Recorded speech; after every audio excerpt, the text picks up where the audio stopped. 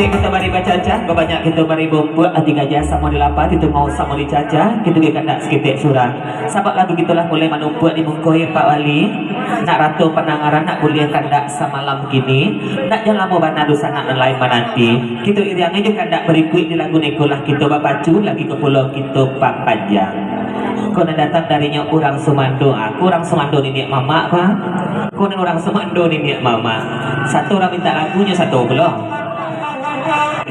Dari Pak Safrudin Malin Marajo di lagu peragaan beliau nasib bareh ampiang samonya nasib ison sabata sampaikan mana kagunjainya tetopang salah bagian basamo dan tidak basibak je basisi tidak minggu je bate cuma seketik pasang tak pakai dosa nak basamo jadi pabian saja apa-apa dari muka kau pada lagu nanti hati itu kau ada nampak kandak kalau tak kenal lagu nak terasuan takkan perlu kamu kau kalau karut lah dompet bagai gitu nilai tak bawa.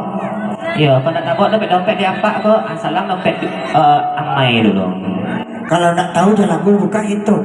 Enggak khusus itu masa ada YouTube yang lain salur dendang banyak. Kok ada cek lain masa. Oh jangan pakai ada lagu saja.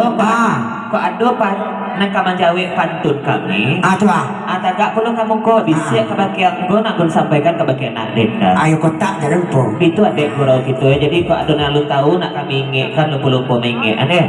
Habis itu adik, kok minta lagu saja. Bapak sang boleh bodoh Pak Riza.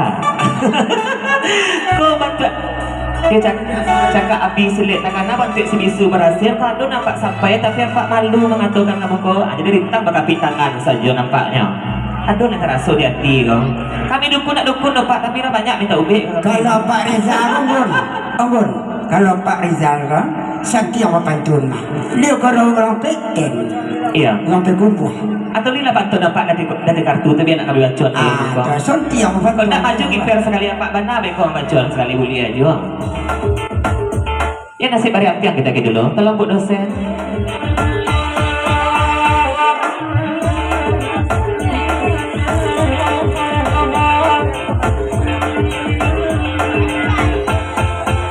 Iba sabah pulau kandak dan alun miriang kang sudah kolak bek golek ke manang sebab balap itu nebak ibarat mandi kapincuran dan dulu tetap kita dak ulukan jadi kesabar mama di sana harapan kami semalam gini indak do kandak kata tagun sungguh pun kita sadona niko kok indak banasa ruang bak durian sanabu kami lenongkan jual jadi bersama dulu menanti kalau adonan alun lagunya didendangkan sebab lagu kita menunggu di buku tak akan menunggu lama-lama bana nasib bare ampiang berangkat DJ.